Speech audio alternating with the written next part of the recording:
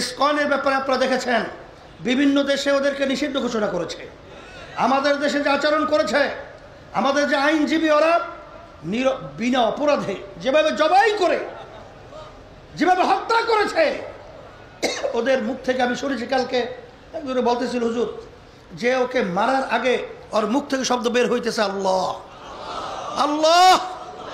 এই অবস্থায় তাকে কোপ দিয়ে তাকে হত্যা করা হয়েছে, তাকে মারা হয়েছে। এটাও কি আমরা বসে বসে দেখব? আর সেই সংগঠন বাংলাদেশের ভিতরে থাকবে? এটা কখনোই হতে পারে না। এটাকে নিষিদ্ধ করতে হবে, খুনিটাকে বাংলার জমিন থেকে তাড়াতে হবে, এই টাকা পাচারকারীদেরকে বাংলাদেশ থেকে উৎখাত করতে হবে।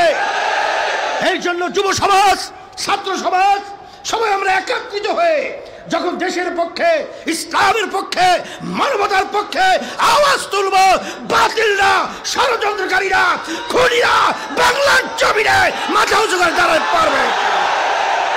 আজকে আমাদের বাংলাদেশের ভিতরে অসুবিধার ব্যাপারে সেখানে ভারতের পার্লামেন্টে সেখানে তারা আলোচনা করে। এটা কিন্তু অত্যন্ত একটা কঠিন ষড়যন্ত্রেরই একটা বাস্তবতা। আমাদের দেশের ব্যাপারে ভারতের পার্লামেন্টে সেখানে আলোচনা হবে কেন? কারণ কি? আমাদের দেশটা কি স্বাধীন বাংলাদেশ না? এখানে যারা নাকি হিন্দু বা অন্য যারা রয়েছে, এরা আমাদের বাংলাদেশের নাগরিক, এরা ভারতের নাগরিক না। এদের ভালো মন্দ সুবিধা অসুবিধাটা আমাদের সাথে জড়ায় আছে, এটা আমরা দেখবো, এবার আমরা দেখতেছি। আর আপনারা কি করেছেন?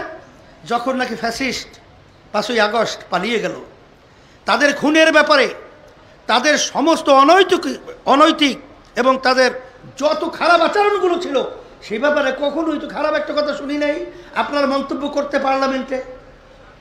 এর কারণ কি? বাংলাদেশের নাগরিক বুঝেছে, জনগণ বুঝেছে যে আপনারা কি করতে চান।